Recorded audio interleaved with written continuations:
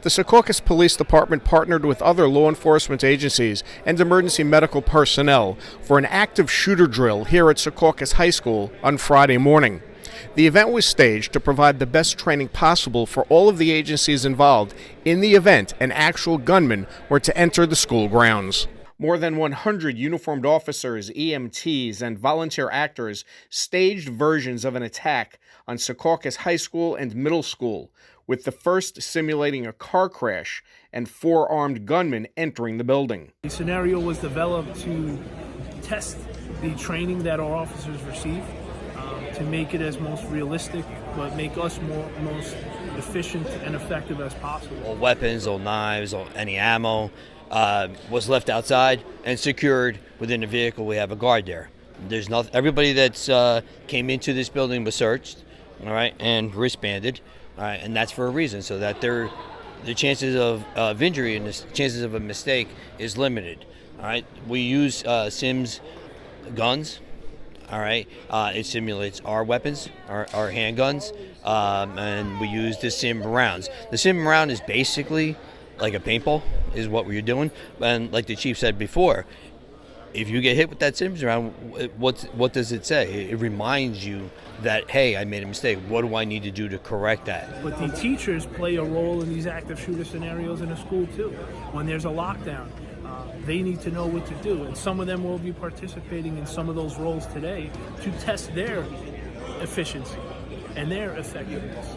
Friday's drill was observed and graded by outside agencies. So we have a couple observers from the Sheriff's Department, who's a great mutual aid partner. Sheriff Shaleri provides assistance routinely. North Bergen, who's one of our neighbors, they're here observing. But we incorporated fire and EMS into the drill. Although they have their specialties, they can participate in other factions of the event. We've incorporated DPW and the rec department in certain aspects of this, not in a tactical approach, but maybe in a support role that we would need.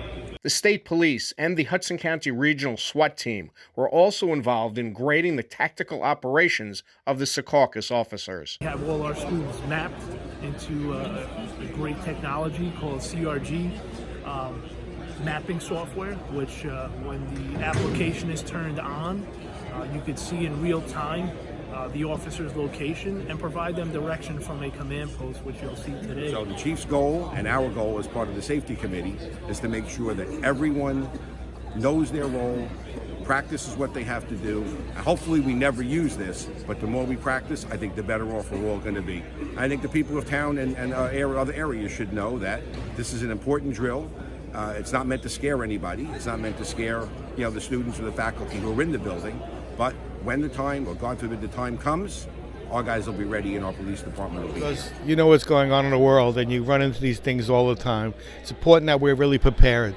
And this is really preparing us to do what we have to do. We can always do things better, in every aspect of our life, from the personal side and professional side. We can always do better. We can always build off of what we've done in the past. Chief Miller and all of the personnel involved in Friday's drill are to be commended for their commitment to keeping the public as safe as possible. In Secaucus for Hudson TV, I'm Jeff Hennig.